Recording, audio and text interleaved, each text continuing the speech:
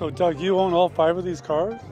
Yeah, the 5 you see right here I own, and I have a few more on the go. It's kind of like an addiction gone wild.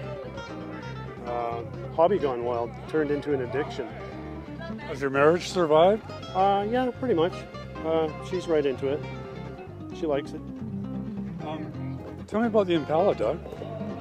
The Impala is what I call go light green, because it's pretty much the color of a go light.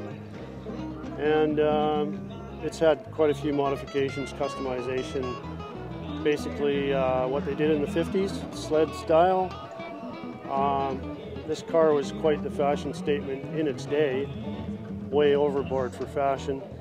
But the person I bought it off has taken and kind of embellished some of that styling already and added to it. So, anything special features about the car you want to tell me about? Special features about the car. Well, it's got a Corvette grille in it with, I think it's extra teeth over above a regular Corvette. It's got bullet headlights. It's got recessed aerials. So these are all features, these are all modifications that were done after the fact? Yeah, modifications. It's got a 350 automatic in it. Okay.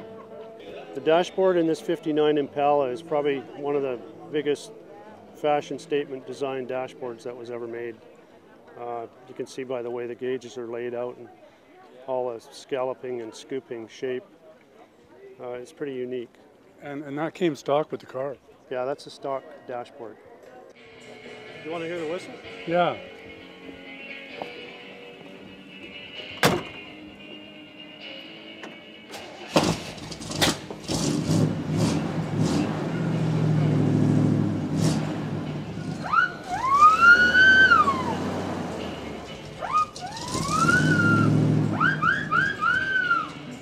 So tell me about the wolf whistle, Doug.